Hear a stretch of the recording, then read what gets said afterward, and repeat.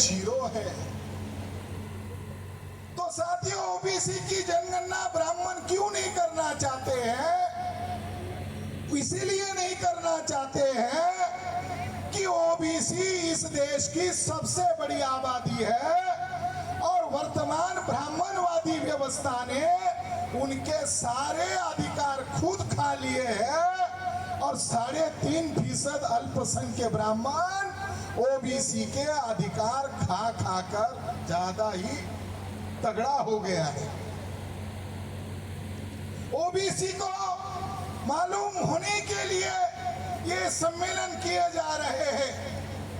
OBC को अपना अधिकार दिलाने के लिए सम्मेलन किए जा रहे हैं। ओबीसी को बाबा साहब अंबेडकर के बारे में ब्राह्मण लोग गलत बातें बताते हैं।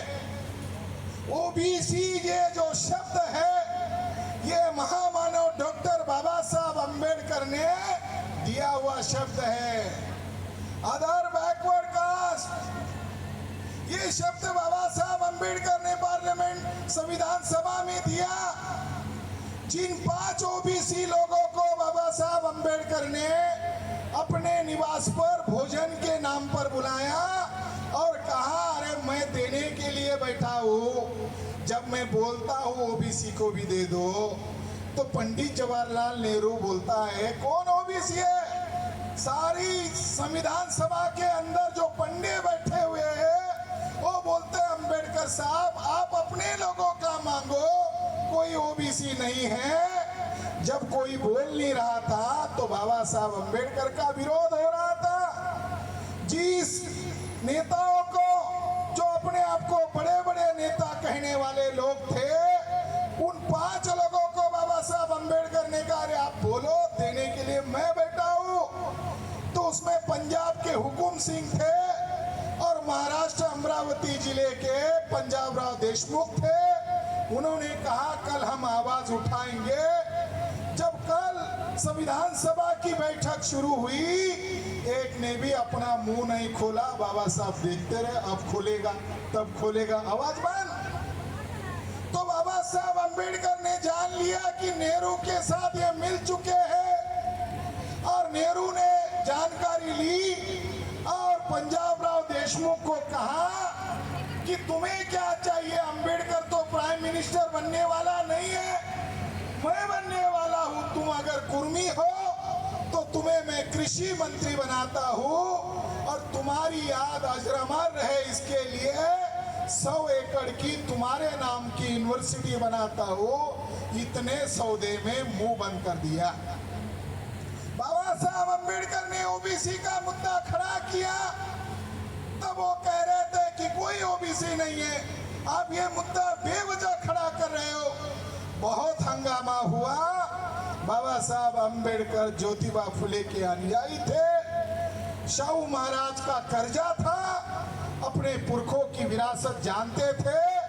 तो बाबा साहब अंबेडकर ने पहला राइट ओबीसी को दिया और ये लिखा संविधान में, तुम कह रहे कौन है ओबीसी, ये तय करने का अधिकार वर्तमान संविधान सभा को नहीं है। जब प्रथम लोकसभा का चुनाव होगा और चुनाव होते ही भारत की लोकतांत्रिक व्यवस्था लागू होते ही 1 साल भर के अंदर, संविधान लागू होते ही साल भर के अंदर राष्ट्रपति के द्वारा अधिसूचना जारी की जाएगी और ओबीसी की गिनती की जाएगी, ओबीसी की सूची बनाई जाएगी। संविधान में बाबा साहब ने विरोध होने के बावजूद कौन है ओबीसी, ये सवाल जोड़ा और उसके लिए कमीशन, बैकवर्ड कास्ट कमीशन का प्रावधान किया। बाबा साहब अंबेडकर हारी हुई बाजी दोबारा जीत गए,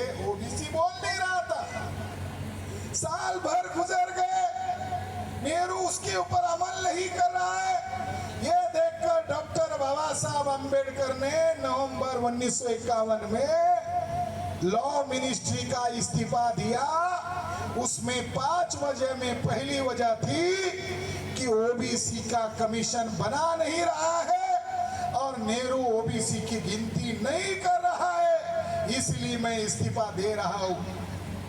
साथियों, ओबीसी के पास जानकारी नहीं है। जब ये जानकारी ओबीसी को हो जाएगी तो बाबा साहब अंबेडकर का जन्मदिन ओबीसी धूमधाम से मनाएंगे।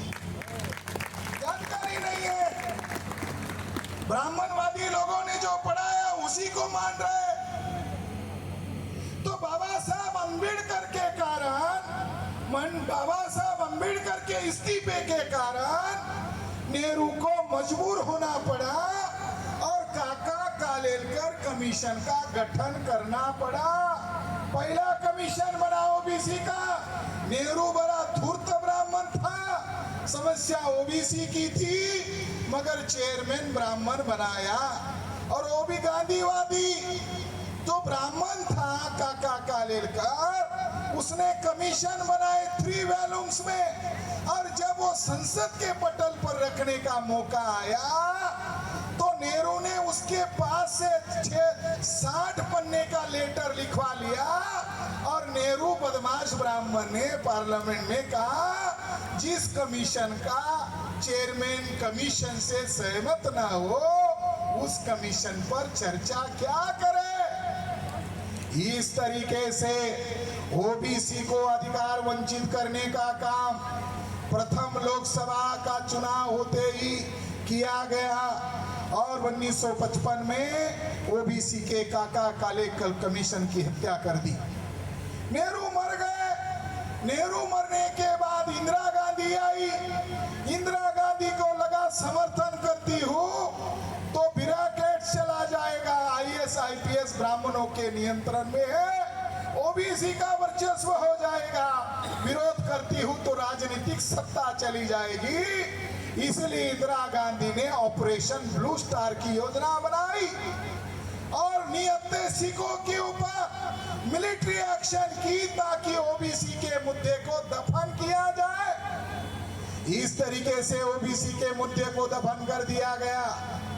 मंडल आयोग बनाया था। मंडल आयोग लागू करने के लिए ओबीसी लोग लड़ाई लड़ रहे थे तो आरएसएस और कांग्रेस के लोगों ने योजना बनाई कि मंडल आयोग को लागू नहीं होने दिया जाए। इसके लिए कमंडल आंदोलन शुरू कर दिया और जब ओबीसी का आयोग लागू किया वीपी सिंह सरकार के द्वारा तो ब्राह्मणों ने योजना बनाई कि उनके ऊपर क्रीमी लेयर लगा दिया।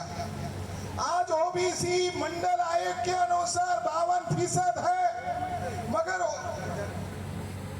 ओबीसी 52% है, मगर ओबीसी को क्रीमी लेयर लगा दिया। और क्रीमी लेयर का मतलब है आर्थिक आधार पर रिजर्वेशन होगा। जो लायक है उनको कह रहे हैं कि तुम्हें नौकरी नहीं मिलेगी और जो पढ़ नहीं रहे, खेती कर रहे, जानवरों को चरा रहे, उनको कह रहे तुम लायक हो। इस तरीके से गैर संवैधानिक तरीके से क्रीमी लेयर लगा दिया। और जब न्यायपालिका में बहस शुरू हुई तब इंद्र साहनी वर्सेस भारत सरकार पक्ष ने कहा रिजर्वेशन की बाउंड्री 150 ही रहेगी, 50 भी नहीं होगी, 51 भी नहीं होगी। यानी ओबीसी का क्रीमी लेयर हटाने के लिए ओबीसी आवाज उठा रहे थे तब उनके ऊपर क्रीमी लेयर लगाया और ओबीसी दोबारा जत्थेबंद हो सकता है जैसे मंडल आयोग के लिए हुआ।